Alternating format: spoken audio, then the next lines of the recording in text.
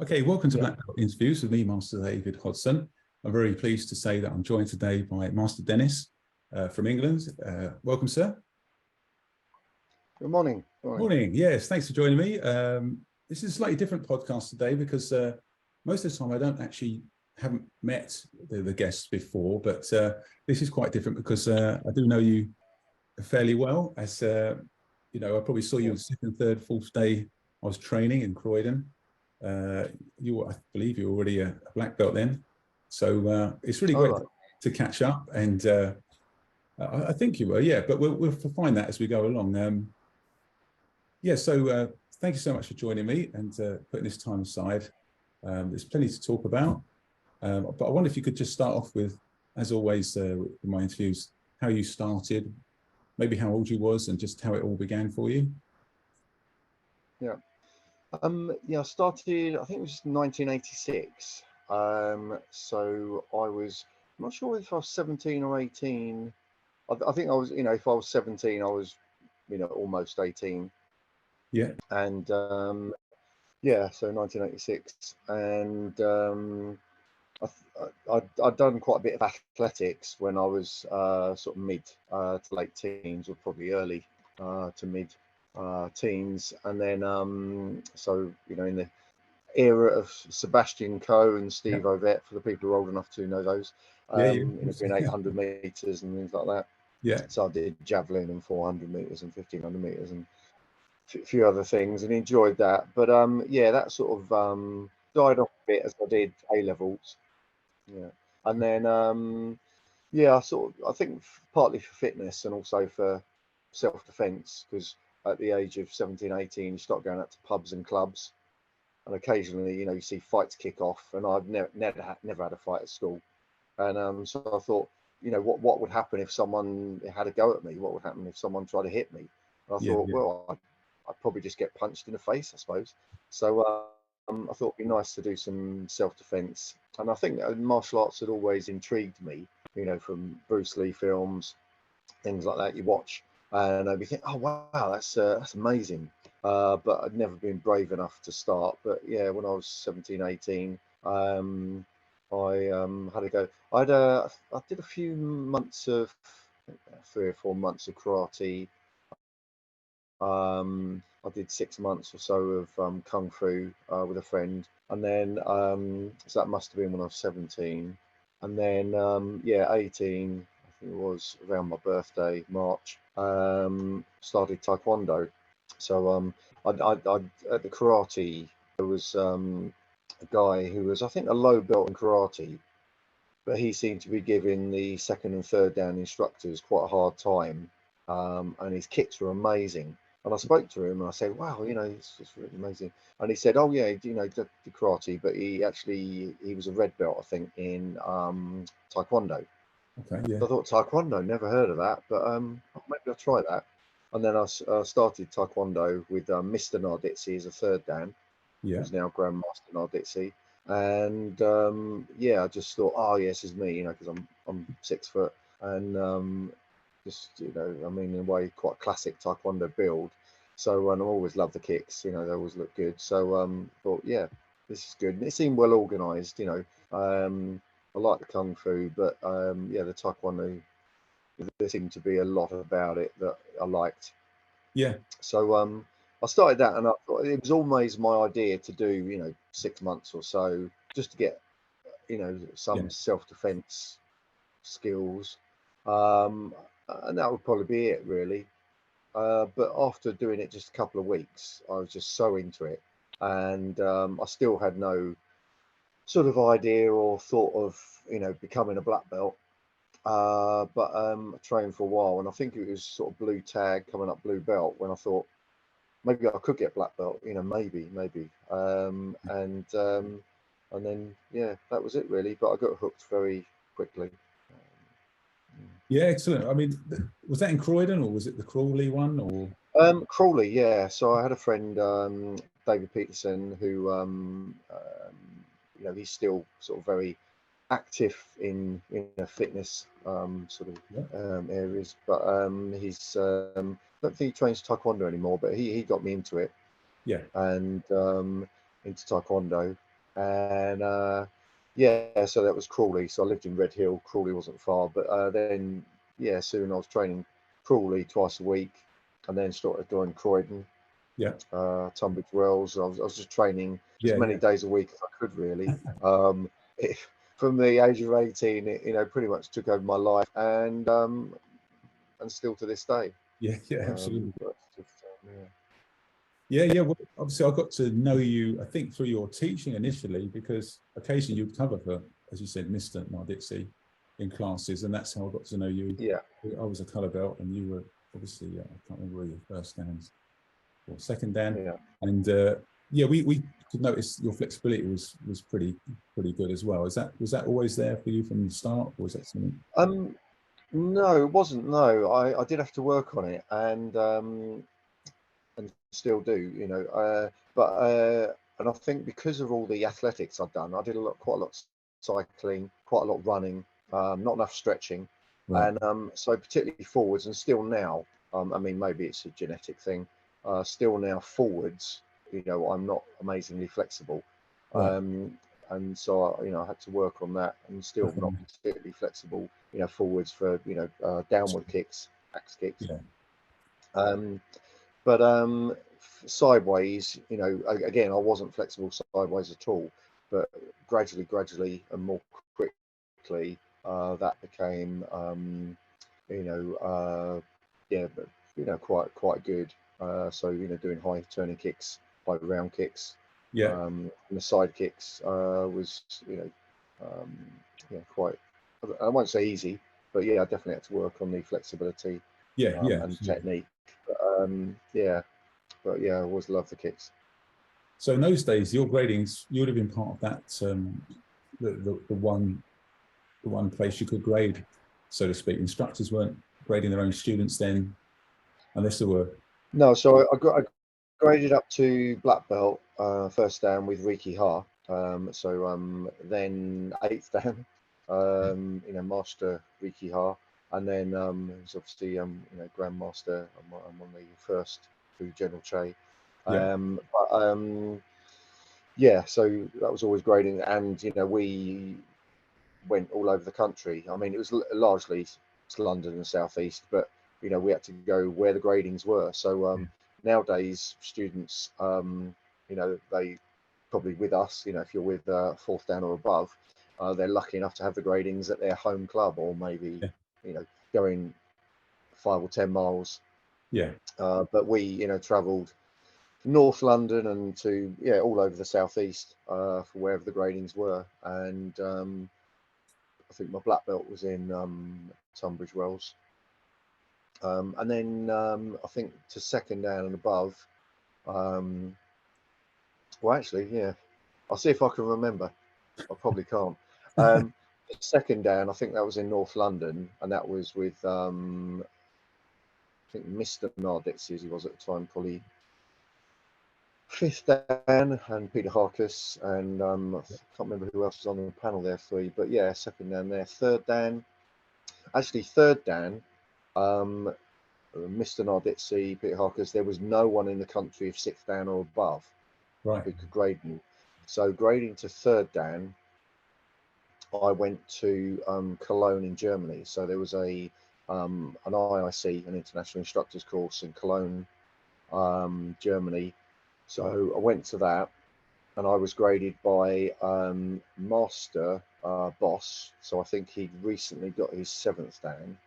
So he graded me under the sort of guidance of General Che. So General Che was there, but as I say, Master Vin Boss graded me. As I say, I think he'd recently got his 7th dan, because there was no 6th dan or above in England, and no visiting, you know, more senior. So that was 3rd dan.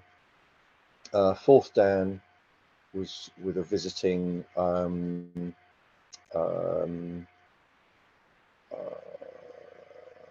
who's a Scottish, the most senior Scottish, who doesn't live in Scotland now. McCullum, Master. Grandmaster McCullum, who was, I think, he was master then. So that was 4th dan. He was visiting to England, so that was 4th dan. Right, 5th dan. Oh yeah, fourth to fifth dan was back with Riki Ha. So Yeah. Riki Ha and Choi Jun-hwa were doing an IOC in Leicester. So that was yeah, fourth to fifth. That was with Riki Ha. Fifth to sixth was in Ireland on an IIC with a lot of our grandmasters, Grandmaster Trattenberg, who sadly is no longer with us, Trattenberg, Marino, Boss. Yeah.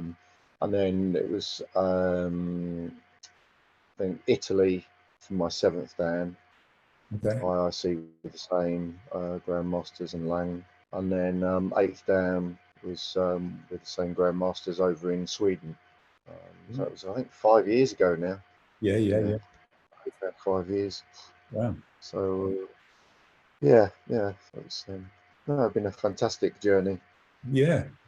So much to consider there for us listeners and people watching. I remember, funny enough, you said about, I think you said about the fourth to fifth one. I actually remember talking to you at the time, and you think you came back. You said it was Grandmaster Choi Jun-hwa, first Grandmaster Ree, and didn't they come up with some things just picked out of the air, sort of for you to do? If that's what I remember. I mean, I had a reasonable idea what I had to do, but the funniest bit, or the not funniest bit, was I broke my toe sort of 2-3 weeks before, so my big toe, and little toe, these things happen around the house, smacking into tables and things. But your big toe is a lot of balance, and so I and it wasn't just slightly, it was badly. So I taped it up to my second toe, and away I went. And of course, you got Munmu, and a lot of tricky patterns there. Yeah. But the adrenaline gets you through it. But right at the end of the grading, Grandmaster Ree said, "What have you done to your toe?" And I said, "Oh, I broke it 2 or 3 weeks ago." So, and he said, "Oh, okay." Jumping twisting kick. And I had Augustus Mitchell standing on a chair. So for those of you who don't know, Augustus Mitchell is 6'6", I think. Easily, yeah. So he was standing on a chair, and I had to do jumping twisting kick with the bad foot break, and then jumping twisting kick the other way, and of course land on that bad foot. And then I had to do jumping side kick over 2 people that were slightly shorter than me. So 2 people who were 5'8", 5'9". So I had to jump over them, jumping side kick. And I think Tony Vella was going for 5th to 6th that day, of course. Yeah. Fingertip break. But so I had some tricky things to do with a broken big toe. Got through, and so there's been a few gradings where just adrenaline carries you through, and you probably do things you've never done before, never do again. But you just do them because you want to impress, and you want to do it first time so you don't have to do it again. Yeah, of course, yeah, absolutely. So so you, back in the colour belt days, like you say, you'd turn up at these centres and wait for however long you had to wait. I mean, what was some of the time periods you'd wait for to grade when you were there? I mean, because as you say, because even the senior people then were maybe only third dan, so only that was big at the time. And then when a few people got their stripes, got their fourth dan, that was amazing. There were very few in the country, and that time, and so you had to go to big gradings. Everyone went to big gradings to grade with Master Riki Ha, 8th dan at the time, and I don't know how many people there were. What, 200? Wow. I mean, if you went to a grading, I don't know whether I ever went to a grading where there were only 40 people, but grading some 2, 3, I don't know whether 400, maybe some of them were, and it was just hours and hours and hours. But that was the way it was, and also they didn't do it. I don't think there were ever gradings where they said, right, you guys turn up in this time frame, and then you guys turn up there. It was like the gradings this time, you turned up, and I think generally sometimes they went sort of yellow tags or yellow belts first, so the white belts could watch, which is quite nice. And then they did white belt, and then if you're a blue belt, red belt, you'd be waiting, yeah, forever. Yeah, yeah, The black belt, I think the black belt gradings were always separate. sure. And also in those days, children, the black belt gradings were March, September, and they went London, Scotland, London, Scotland. So if you were coming up for grading and you were in the south and it was Scotland, it was like go to that or wait longer. And then if you failed, it was just again wait 6 months for black belt grading, and then you'd have to be going wherever. And then gradually, I think, it wasn't too long until there was a London grading, London Southeast one every 6 months and a Scotland one every 6 months. But when I was coming up black belt, it was, I was lucky. It was one down south, but it was just wherever it was. Yeah. That was part of the perseverance and part of the part of the test in a way. Yeah, absolutely. Traveling, yeah, that's right. And in those days, there was no sat nav. You had a map. If your friend was going with you, they could read the map to say where you're going. My first, no sat navs. Yeah, we was up in the roundabouts on my first stand, and I remember just making it in time to put my bag down, having just quickly changed, and they called my name, and but that's what you had, wasn't it? And if you got through that, well, you're doing great, so excellent. So as I said, as a student, I got to know you, and occasionally our school would do a demo, and obviously you'd see Mr. Narditzi performing very inspirationally, as we all know, and occasionally some of the black belts would do their thing, and what I remember seeing you doing your thing occasionally, which sometimes was the standard thing, but occasionally you'd kind of surprise us all, bursting in through the doors, sort of thing, and everyone would spin round, wonder what's happened, and my big thing is self-defense. So self-defense aspect of Taekwondo, because that's why I came into Taekwondo, not because I'd been in any problem situations particularly, but it's just that thought, what if, I want to be able to have an idea what to do.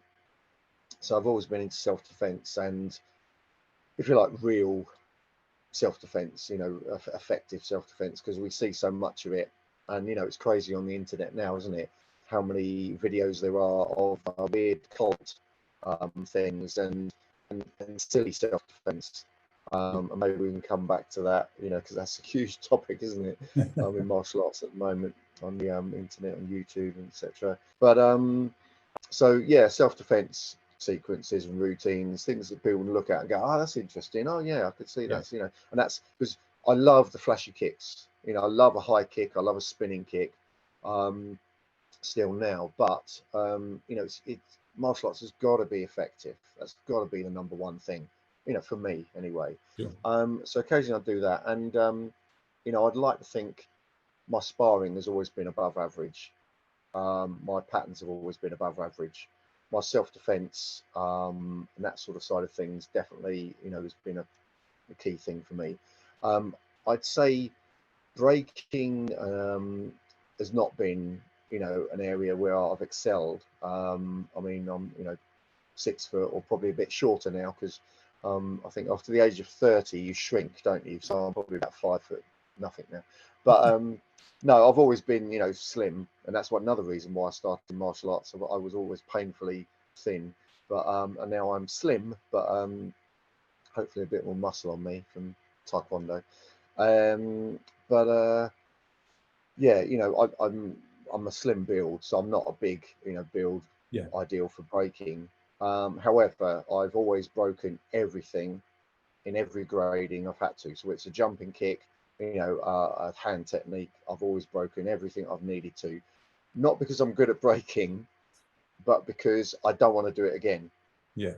So if you hit a board, especially with a hand, and you don't break the board, it might be, where's the energy gone? The energy's gone into your hand, and you might break your knuckles, you might hurt your hand. So I've always thought, I'm going for this 110%. I am breaking this. I am going through this, whether I injure myself or not. But it's that focus through it that breaks it. So Yeah, in demonstrations, I've sometimes done an air break, you know, with my hand, Yeah, or foot. You know, I've done fingertip a few times. I went through a phase of because fifth to sixth dan, you know, sometimes where they've asked you to do fingertip, and so I did a few fingertip at a few demos because it's impressive, you yeah, know, whether it's sensible or not. But I think if someone does fingertip, people, you know, whether you know much about martial arts or not, you go, whoa, that's weird, yeah, that's unusual, that's yeah. impressive. And so yeah, I've done that. I did that recently actually. I haven't done it for ages. Yeah. But I was at a grading recently and we were talking about it. I thought I haven't done this for ages, but people were saying, oh, you know, go on, Master Dennis. I thought, right, okay, yep. So put a board up and I did it. So I was quite pleased about that. Yeah.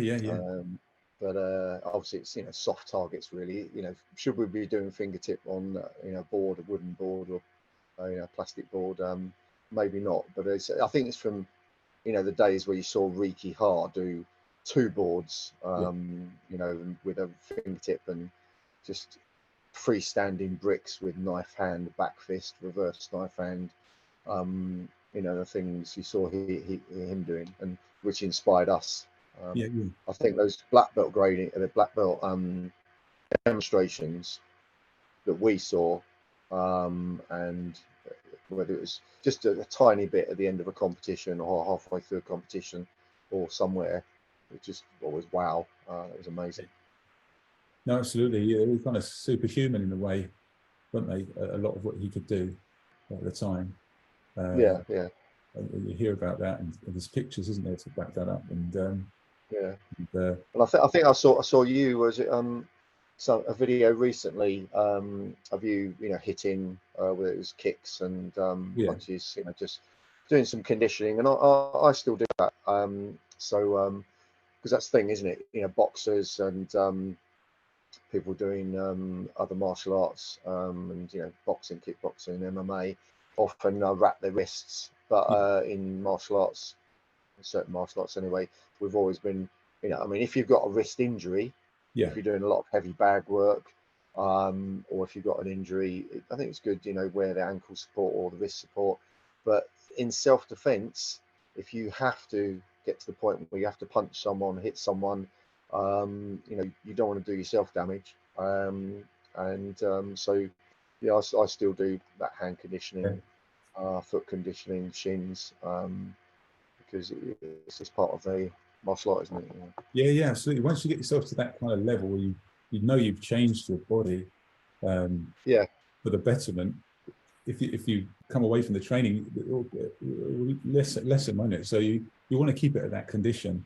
I think it's part of the, like you say, your DNA is what you're training. And as you say, you know, you sort of mentioned the word superhuman, and sadly we're not quite Superman or Spider-Man, but yeah, you are developing yourself into something unusual, you know, whether we call it superhuman or just a bit different to average human. Hopefully our fitness is good, and our skills are good, and the body is slightly different to what you should say is normal. No, absolutely. Obviously the superhuman thing was more directed towards first Grandmaster Riki Ha. When we looked at them, and I think if you think, you know, we train hard, hopefully still, and our people train hard, but you know, those people were maybe a different breed. Their training was very old school and maybe not scientifically the best and the, you know, safest way of doing it, but those who made it through were special. A different breed, a different age.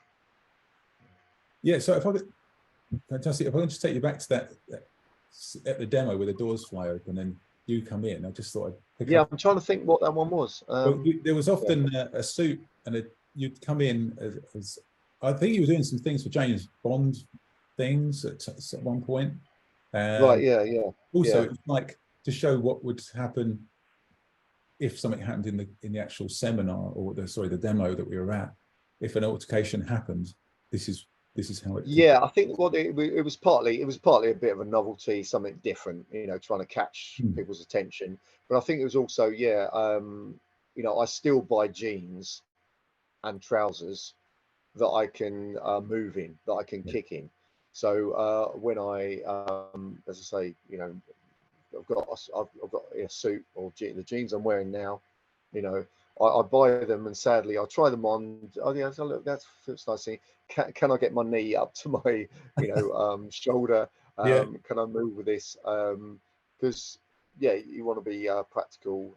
These shoes, these trainers, yeah, I'm happy with these. And it was just showing off. Yeah, I can do this in a suit. Yeah. That was brilliant. And yeah, we accidentally really got involved in helping out with some James Bond promotional things.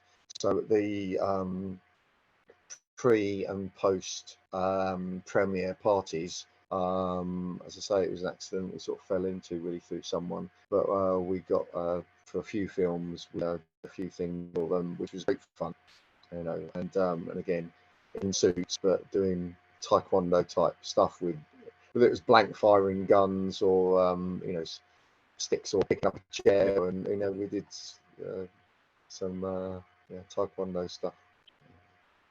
Yeah, brilliant. Who would have thought that, like you say, when you first start training, that one day you'll be doing it like that? Yeah. But yeah, obviously, in our early days, so I was junior to you at the time, Taekwondo hadn't really, for me, embraced the sport element quite as much. It was very much around the self-defense and the tradition of the traditional movements and yeah. And is that right? Is that how you remember things? Yeah, I think from Mr. Narditzi at the time, yeah, now Grandmaster Narditzi, he, and I think, you know, most people were, I say certainly when I started, you know, by the time, I don't know, I was first dan, second dan, it was beginning to move. But now I think Taekwondo is much more sport, and of course because the you know, we're ITF based, which is still more self-defense, martial art based, but with the WTF style being used in the Olympics, and generally, you know, no punches to the head.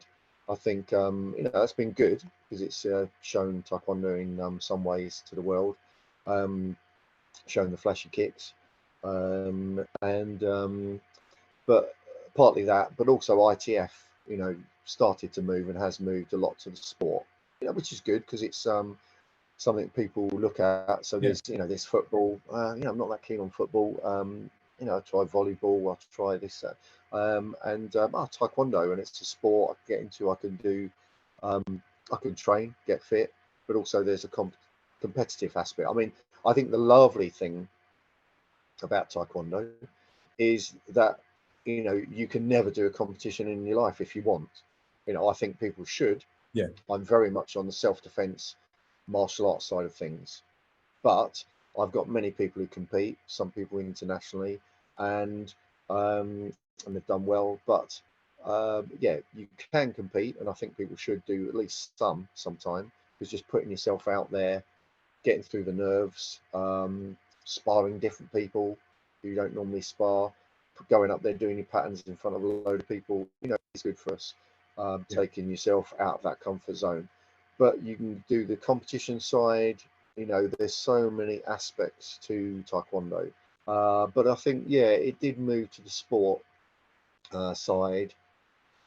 And yeah, good and bad things about that. You know, I think people on more the self-defense side and martial arts side can go, oh, well, you know, martial art, that's more important. The sports side, oh, no. But, you know, to get in there, compete, even if it's semi-contact, you know, you get in there, you might get bruised, you know, even with shin guards on, you clash shins. You know, it's tough, and you don't always win, and that's difficult for people. But, you know, to put yourself in there, yeah, I do recommend it.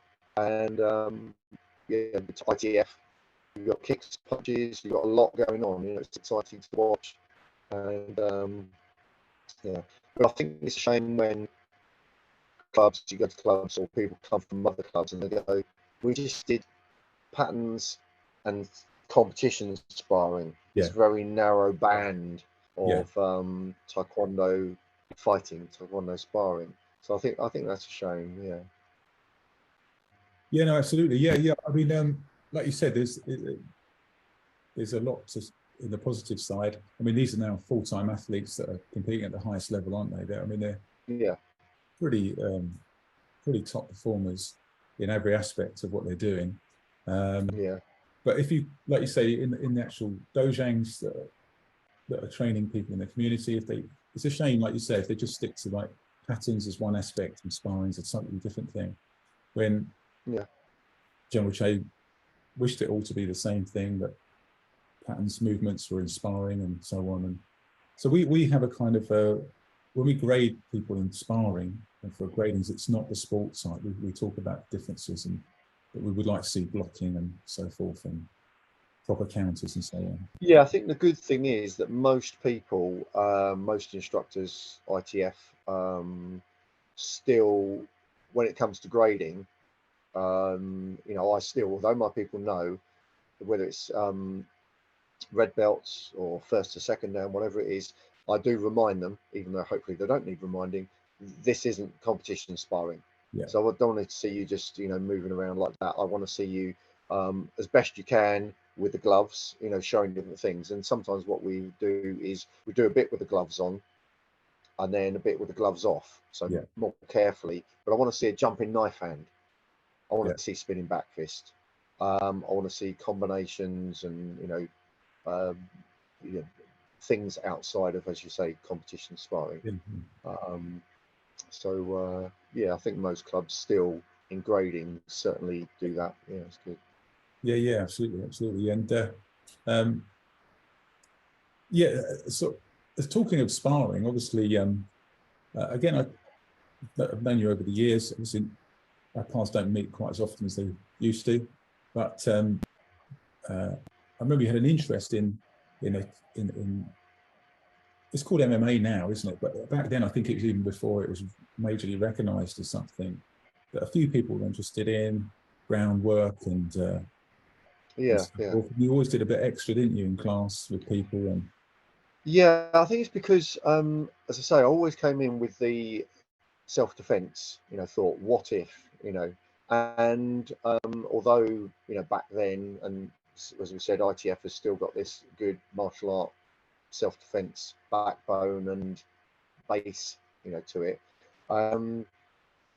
There was always a feeling of what if someone gives you in a headlock, which has always been, and I think actually maybe it's a good time to emphasize to people who are listening, you know, ITF, if you look in the encyclopedias, if you look in the old stuff and in the syllabuses now for most clubs, you still have, you know, whether we start it at green belt or maybe start it from first lesson, you know, sometimes, you know, so what if someone's grabbed your wrist and is threatening a punch? What if someone has got you in a headlock? What if someone grabs a leg, grabs a kick? So all that stuff is in Taekwondo.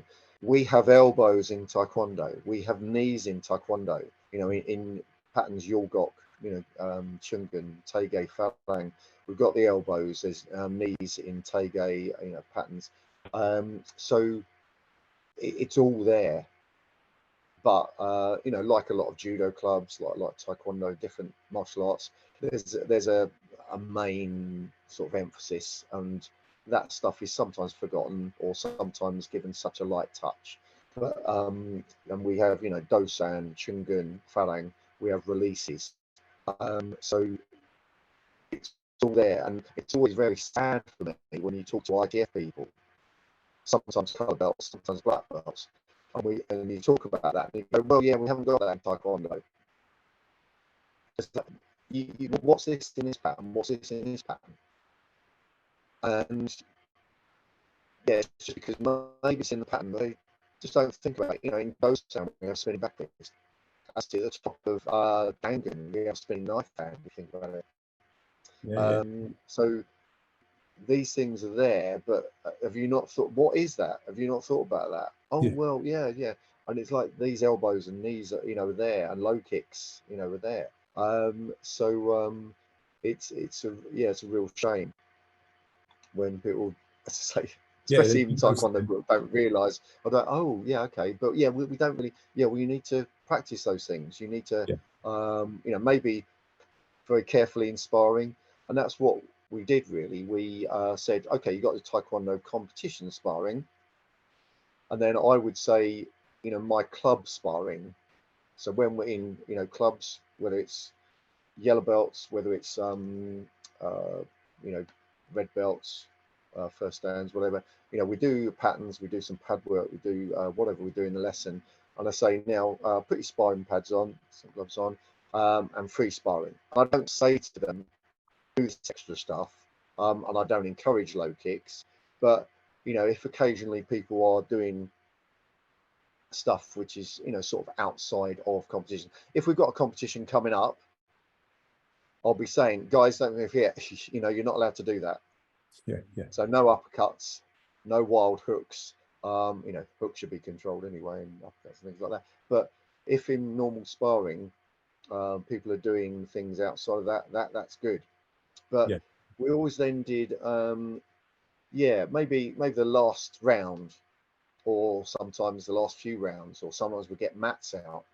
And pre-UFC, that's right, we were saying, not every week, but maybe every other week, and certainly once a month we get mats out and go, right, let's carefully, don't know injuries, please, but spar. And if you run into the chairs on the side, if you end up on the floor, if you get someone in a headlock, and gently, carefully do those things, catch kicks. What if? Because if you, and I think whether it's Taekwondo or other martial arts, boxing, whatever it is, everyone has, this is how the fight will go. This is how people fight, because this is how I fight every week at boxing, at Taekwondo, at Jiu-Jitsu. We do this. And it's like, well, yeah, you do that, but what if someone tries to headbutt you? What if someone is trying to kick you low, and that's, to the legs or groin? And we need to practice these things very carefully in a supervised, careful way.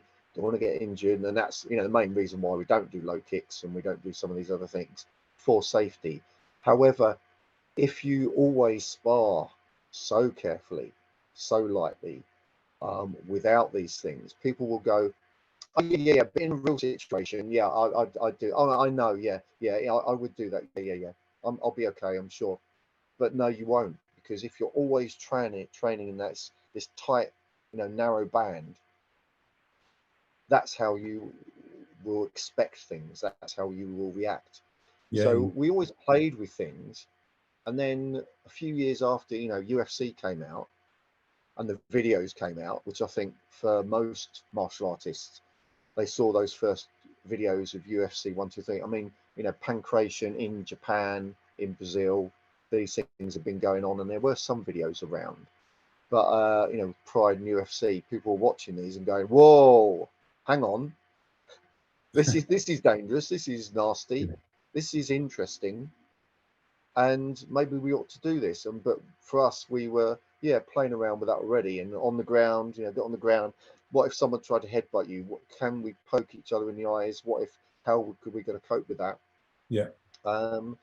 And so we started doing it a bit more, and then there was very, very little in England, very little in the UK, but slowly there were shows coming up, and slowly some of our people got into it, and they were still doing their Taekwondo, but I think it was only black belts. Now I have some people who are green belts, maybe upwards, and we have some people then and now. Well, there weren't amateur shows then.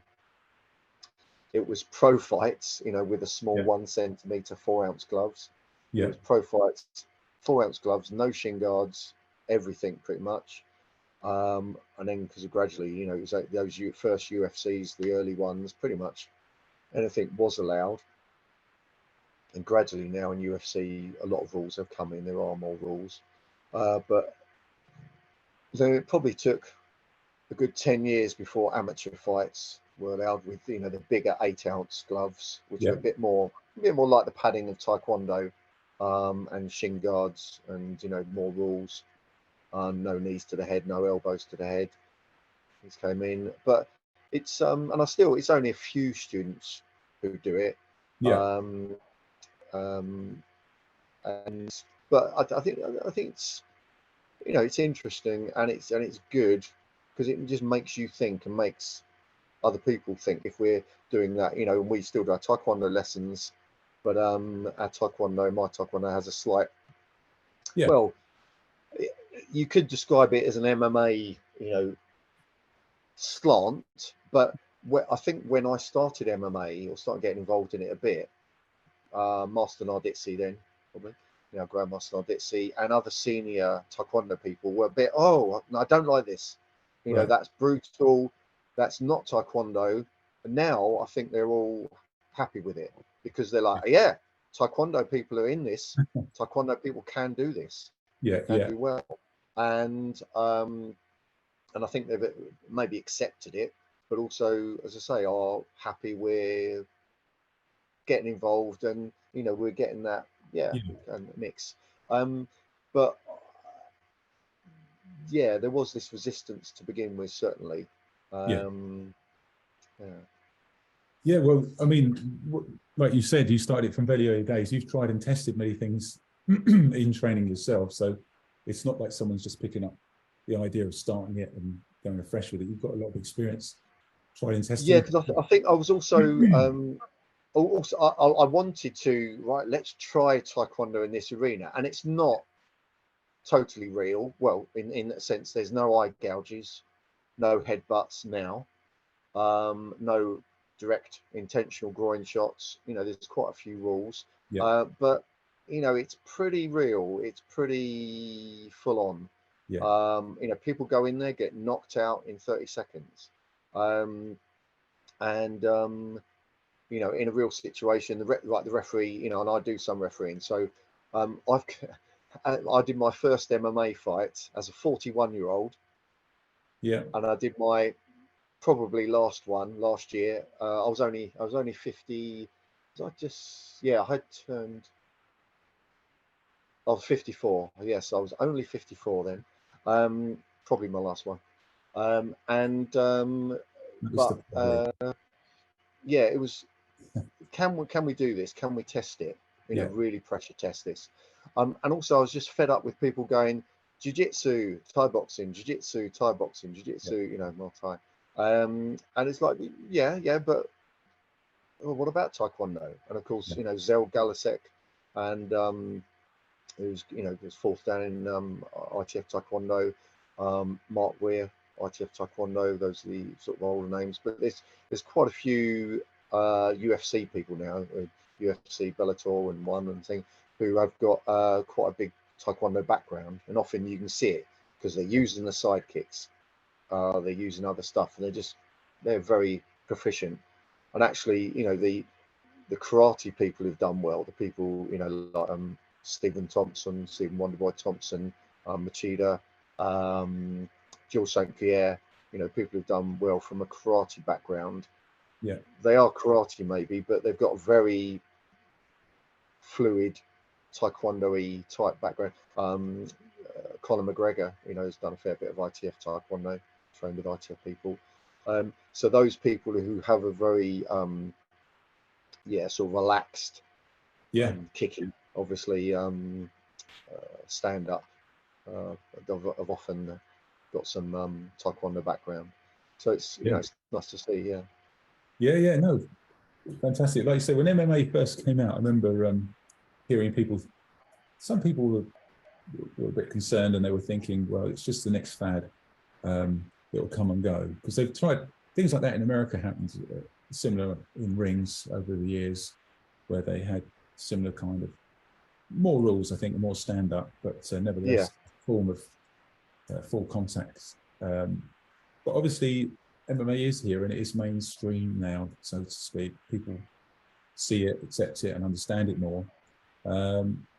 As we move through the decades, we have to adapt to the changes that happen in sport and society and so on. So yeah, there probably was resistance at the beginning, but now seeing Taekwondo, like you say, put up, the Taekwondo moves are winning moves often. In seeing the people with the background. Well, you see quite a few, because as I say, I judge and I referee as well, and if someone gets a back kick, that's often, and not to the head, God forbid, really, back kick to the head, but just in the ribs, that can be a fight ender, and I've seen it many times. I think although I coach it, as I say, referee, judge, and still train myself, I still watch MMA at times, and wince a bit. Is MMA the ideal thing for us to be doing as civilized human beings, in the year we're in? I'm not totally sure. It's, because there's talk about football, heading the ball in football. There's talk about rugby and American football. Obviously, the concussion and the damage that can be done. So, I still watch UFC fights and, other boxing, MMA, and there's a bit of me that's uncomfortable with it. You've got to be sensible in training, because some clubs just, go mad. Taekwondo, boxing, MMA, every training session, and like, guys, this is silly, and not in my club, but you hear people of, having concussions regularly, detached retinas, it's not good. It's not sensible. You need to be training lightly, sensibly, realistically, good intensity, but but it is another sport. It's an amazing challenge, and if you do it sensibly, I think that's it. And people have been, agree. They sign up. They're happy to do it. They're being paid big amounts of money now. You just got to think, if you are losing fights, if you're getting a concussion, you need to step away. As I say, it's a bit like whether it's rugby or whatever. We do these things sensibly or not as humans, and you sort of, think about it. Yeah, absolutely. Yeah, of course. It's very important to state those things. Like you said, in our Taekwondo sparring competitions, concussions taken very seriously now. Not that it wasn't before, but we didn't know. I guess people didn't know too much about the effects of it on the long term or sort of thing. So people were getting revived and carrying on, whereas now it's not seen as the. Yeah, I think that's the thing, isn't it? When people are like, "Oh no, you're okay, yeah, back in." And actually that's the thing, because people talk about MMA and look at MMA and go, that's ridiculous, but actually in boxing, you've got bigger gloves in boxing and Taekwondo, but people get hit, they're down, and then in boxing, 8 count, yeah, back in, and this is where the damage is done, largely, and continuous. In Taekwondo, as you say, in the past, they're down, oh yeah, you're right, yeah, back in, whether it's in the class or in a competition. With MMA, at a high level, their referee will let them take a bit, but if they're down, there's no 8 count, there's no back in, so you get caught in a headlock, you tap out, that's it. You're taking a few shots on the floor, it's going nowhere, no, stop. Certainly if you're out, that is it. And then you need to leave it a long time before sparring again, certainly before competing. And I think this is the thing, even now you get kids and teenagers in rugby. Certainly concussion, was that concussion? Yeah, carry on playing, play next week. This is where, you need to be careful. So, we can live a boring life. We can live a really, really careful life, but it's that, well, it's nice to do interesting things. Yeah. No, absolutely. And it's a balance, isn't it? Yeah. Yeah, of course. Yeah. So you're just coming away from that side of things for a second or two. Another memory I have with yourself is when you hosted an IIC in Dorking. I remember that because I graded to fifth degree there, and very illustrious panel, fantastic seminar. I thoroughly enjoyed it, learned so much, and they really put us through it and graded us on the last day. There was one particular thing I remember. For some reason, I wasn't, at the time, I was told to prepare for everything or anything, whether that's theory, practical, and everything. I took that on board. The one thing I didn't prepare was to take my own wood with me. For the breaking, I wasn't aware to do that. But you were able to step in there, fortunately. I don't know if you remember that. And you had some wood. We brought some extra in case, because people were flying there. I think we had people from over 20 countries. So yeah, you know, the people coming in from Spain and Canada and things for the seminar and for the grading. So fortunately you got me out of the sticky one there. That was greatly appreciated. I've never forgotten that. And they were proper bits of wood as well, weren't they? They weren't anything too thin or anything. They were proper. Excellent. So that really was great memory for me. Because I think you sometimes see, well, actually, you know, back to Taekwondo and Taekwondo's reputation, maybe following the Olympics or just generally because we love our kicks and we fly fewer kicks out there. I think Taekwondo can have, and we have to be careful, you know, we're not just flicking kicks out there, and it doesn't have that reputation. You know, the good thing about Taekwondo is we are developing in the patterns and the breaking on the kick, shields, whatever, powering every technique. There should be a huge power in your side kick, in kicks in general, even off the front leg.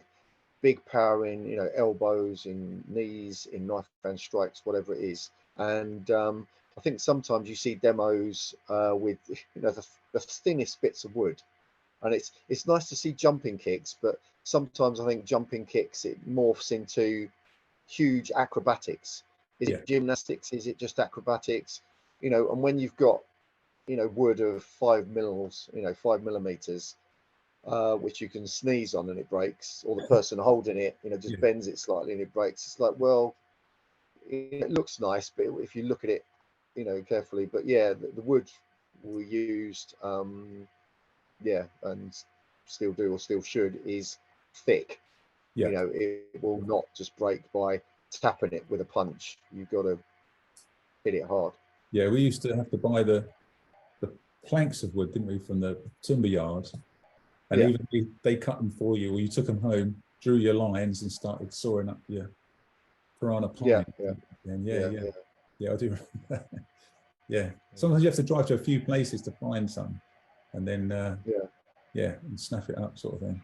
Actually, during the lockdown 3 years ago, I had some wood because of gradings. I had some wood in the shed, and I sort of gradually went through that with, you know, in the garden, kicking through it, and knife and strike, punch, and I found some bits of wood that I think it was partly the wood was quite hard, and partly the dimensions were quite tight. You know, I'd got some wood, but it's like this bit, you know, is more A5 than, you know, A4, if you like. And I remember hitting that in lockdown, and some of them I had to hit again because the boards were so hard. You get you know, certain just different type of wood, or because it's been a bit damp. You know, it's like bricks, isn't it? Bricks breathe a lot of blocks, roof tiles. Some will get harder than others, and if they're a bit damp, you know, you hit it and you go, wow, that was hard. But it's good to test yourself against proper stuff. I think another thing to mention also is obviously your other job is a teacher, but perhaps physics is your subject, which so my degree is in chemistry, right, and my background is more chemistry. So before I went to teaching, so I did 9 or 10 years with Beecham Pharmaceuticals, and on amoxicillin and several other antibiotics, which a lot of people will have had over the time. So so that's background. So chemistry is my main thing, but sometimes do a bit of physics, bit of biology, and of course if it's physics and if it's force equals mass times acceleration, energy, kinetic energy, half mv squared, then it's an ideal time to do something a bit different. Hopefully you can inspire the kids, and this is not normal, this is different, this is hopefully memorable. And sometimes in the technician room, so in the technician room we have sulfuric acid and hydrochloric acid and magnesium, but we also have a little area where there are breeze blocks, bricks, roof tiles, wood, which I say, oh, can I have that, and I bring it out and punch or kick through something, some of which the videos have been on my Facebook that you might have seen. And you'll know it's at school because because we angle it so we don't get kids in the camera view, but kids are there because you have this huge chair and this huge whoa in the background, as they go, this is a bit weird. My science teacher with his trousers, shirt and a tie on, is just kick through a piece of wood, or knife hand strike through a load of roof tiles or something. So no, that's right. And I know quite a few of the young people in Oxted, and they say my science teacher. And of course, because you teach in that area. So I was at Oxted School for I did 5 years full time, and then I did about 15 years part time, Oxted. Now I'm over in Dorking, but I was there for years, and of course, so your students, especially in the past, and I still occasionally, through a friend of a friend on Facebook or something, get a comment, someone, a friend of mine has liked one of the videos, and then a friend of theirs from that area has gone, that's my old science teacher. That happened just literally, the other day, but it happens fairly regularly. And so I just do 2 days a week now. So my main thing is Taekwondo, and then with a little bit of MMA, and 2 days a week science teaching, which I enjoy. So you were fortunate to train with General Che a number of occasions. Did you want to just tell us? I think my first one was in Edinburgh, Scotland. So I think I was first dan pushing second dan, but still first dan, and that was Edinburgh, Scotland. That was first General Che course. That was back when so was that a 2-week one or a 1-week one? I think originally they were 2 weeks, then they went to a week. Now generally they're 3 days, so I did one in Scotland, and I think I did 3 in England. I did 1 in Cologne, Germany, and 1 in Budapest in Hungary, which was the second to last one that General Che did. I think he did that one in Hungary, which was really big attendance from higher dans. I think maybe they knew he was ill and were a bit worried. So that was fantastic to be in that. Is that 2001? Maybe. And then I think he did 1 in America. I think it was one end or the other. It was either New York or California, and then he was planned to do 1 in Scotland, I think, which I was booked on, but sadly he couldn't do that. I think the trouble is he was, although he was ill, had cancer, because he was General Che, he just kept going. I think if he was a normal old person, he would have probably seen the doctors earlier and might have been okay, but he just kept going, flying around the world, kept going, and then by the time they realized it was probably too late.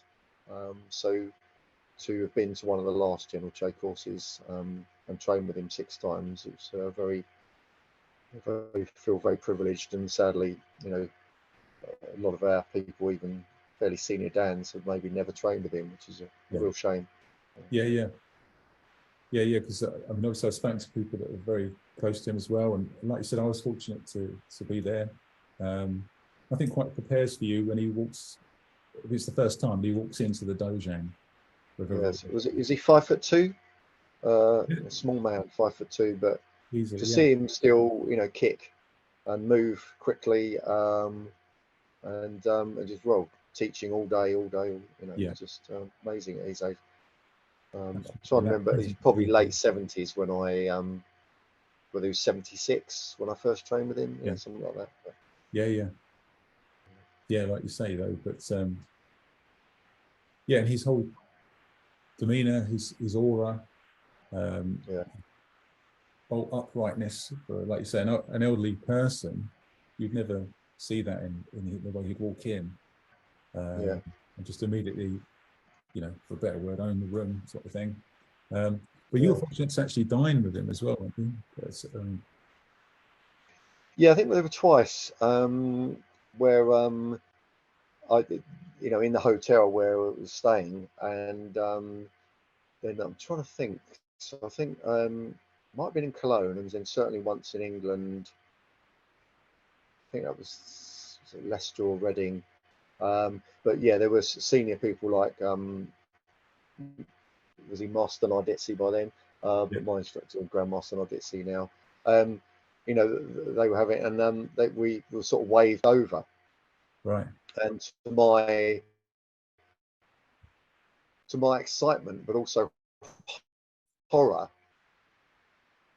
you know, I was sat opposite food, and I'm just normally pile it down, and suddenly you thought, oh wow, this is an amazing moment, but I must eat extra politely, and not just grab more you know, of everything as I normally do, and still do, given the opportunity, but yeah, just to be at the same table, you know, you just felt honoured, and this is such a special moment, and just I don't think I said anything, but just to be there while conversations were going on, and just sort of absorb the moment, which is fantastic, because I don't know whether I was third Dan or fourth Dan at that time, you know, that sort of thing, but I was probably the most junior at the table, but yeah, just to be there is, you know, fantastic. No, absolutely. Well, fantastic. And also, I think there were a couple of times where, you know, during the seminars, you were walking out or walking into the hall, and he'd be there, and I you know, there's a couple of memories I have, is that the one in particular, I think this was in Scotland. So I think we were walking out the hall, and he'd come out first, and then we walked out. But he was talking to some boys with it, and there was a football in the corridor, and they were kicking about the football, and it's hard to describe without sort of getting up and doing it. But they had the football, and he was in the corridor, and he said, sort of, you know, pass the ball. It's like, who is this man? Because they weren't Taekwondo people, you know, they were just there. And he said, pass. And so they kicked the ball, but they kicked the ball badly, not to him, but, you know, off sideways. But he almost did a, for the people who know it, you know, where you do the jump, probably in Sosan, you know, where you jump and do the guarding block. There's a few patterns where you do a bit of a jump and a guarding block. And he almost did that. They kicked it sideways past him, and he did a jump, landing the other side of the ball, and then just like did a little tap, you know, like a little tap back to them. But he was so, without warning, he was so nimble, you know. So he was, you know, 70s, 80s then. And there's a few times, and you'll know, you know, if you've seen him, he always makes a point of somewhere doing a high twisting kick, or just slipping into the splits.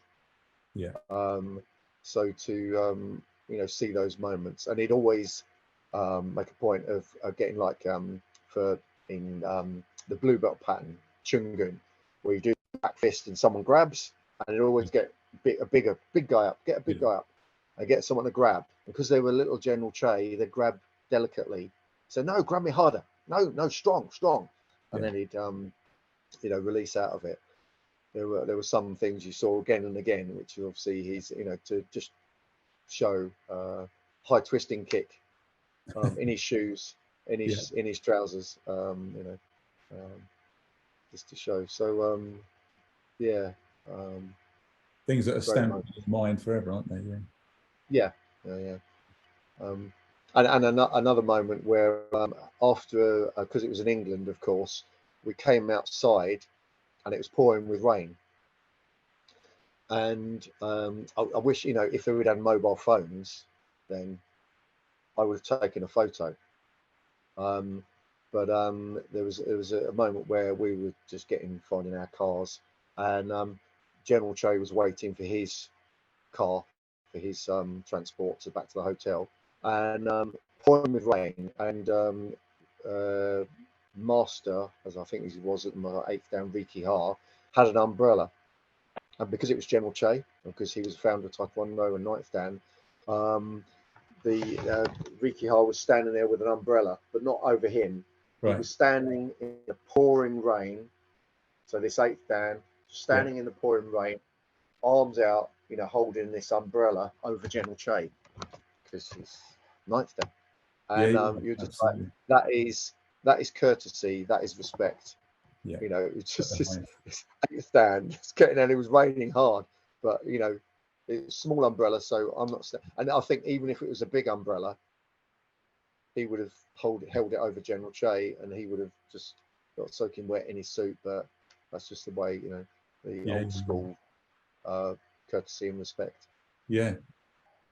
To huddle under there with General Che would have been right. So as I say, these days I would have. Wow, I need to, take a picture of that. Yeah. But sadly, back in those days, did we have mobile phones? Maybe, probably not actually then. Still to come, and certainly they didn't. Big cameras on. Yeah. So often I ask masters, grandmasters, how they see the tenets of Taekwondo, whether they teach it, or whether it's it's incorporated within their lessons. Or I wondered if you had anything to say about the tenets of Taekwondo. Yeah. So I probably, like most people, I probably don't mention them, talk about them, include them as much as I should do. So thanks for the reminder, and I will emphasize it particularly this week.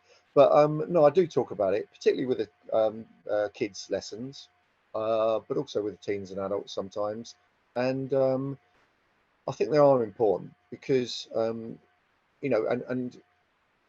often I will talk about them, say not as often as I should, but I'll bring them up, and sometimes it'll be an example. If someone's briefly lost it in sparring, if someone's frustrated, they can't remember the patterns, so you talk about courtesy and self-control, or you say perseverance, and it's good to talk about in Taekwondo. But I always then also try and say in everyday life, courtesy is important. And I always say you can think about courtesy as even in a selfish way. Why should we be courteous to people?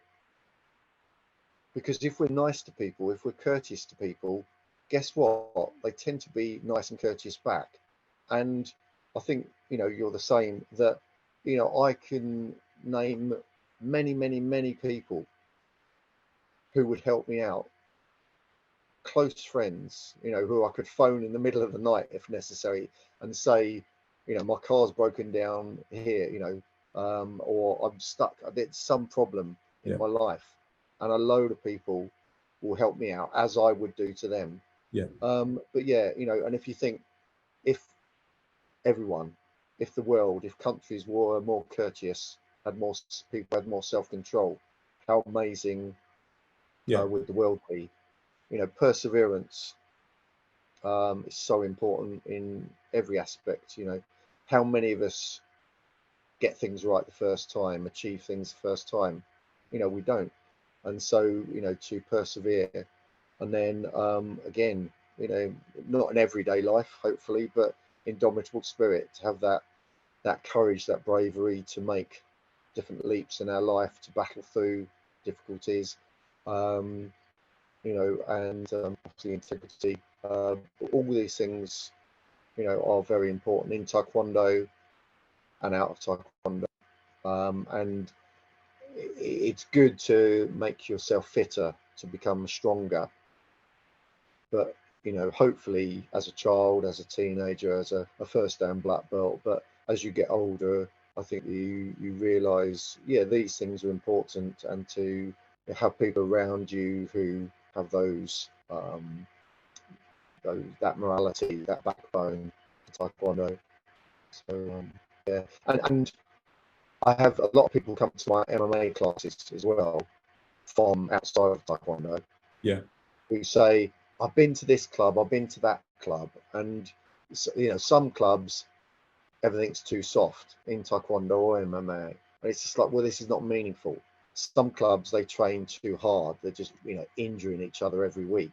Yeah. But people say we have a good intensity, hard training, but it's still sensible. Yeah. But also they often say the atmosphere here is so nice. I've been to this club, I've been to that club. They've some people have come out of difficulty with drugs, right, with mental health, and they come to our club and go, wow, I've so quickly got good friends here. People here, we're training hard, but we're helping each other, we're helping develop each other. And they just feel that there's a nice atmosphere. So I never mention the tenets of Taekwondo at MMA, but people have often commented that there is that feeling, there is that nice atmosphere, that friendly encouragement, although we're training hard, realistically, so hopefully that flows from me, it flows from the tenets of Taekwondo into other areas of my life, other areas of martial arts, and helps and gives an example, and that they take that. Yeah, exactly. Yeah. It's like you say, there's teaching the tenets and there's living by the tenets, and I think living by the tenets is a powerful message, and the intention behind the class, it transmits sometimes more powerfully than just this means that. Sorry, it's just breaking. Just breaking up a bit. Signals are a bit unstable at the moment, but we'll persevere.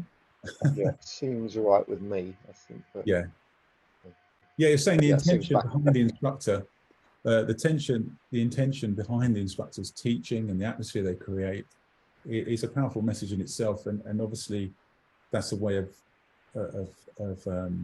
passing on the tenets, isn't it? What the atmosphere itself influences. Yeah, I think do you have to talk about the tenets every lesson? No. Yeah, we should talk about the tenets more. However, hopefully the example we set, and just the general way we do things, the atmosphere, that promotes the tenets, hopefully. Yeah, absolutely. Yeah, I see that myself as well. So, okay, Master Dennis. Well, it's been great catching up, speaking to you. We've had a couple of issues with connections, but we've managed to keep it going. Yeah, we survived most of it. It's just this last bit has become more difficult. Yeah. Modern technology.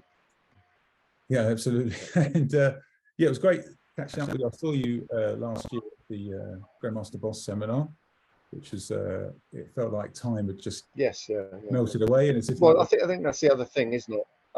To keep training, as much as we can as we get older, and also keeping links with different people, training with different people, talking to different people is always good. Yeah, absolutely. Okay, sir. Well, if it's okay with you, we'll say thanks and hopefully speak again soon. Thanks for your time today. Yeah, thank you. No, it's been great. Yeah.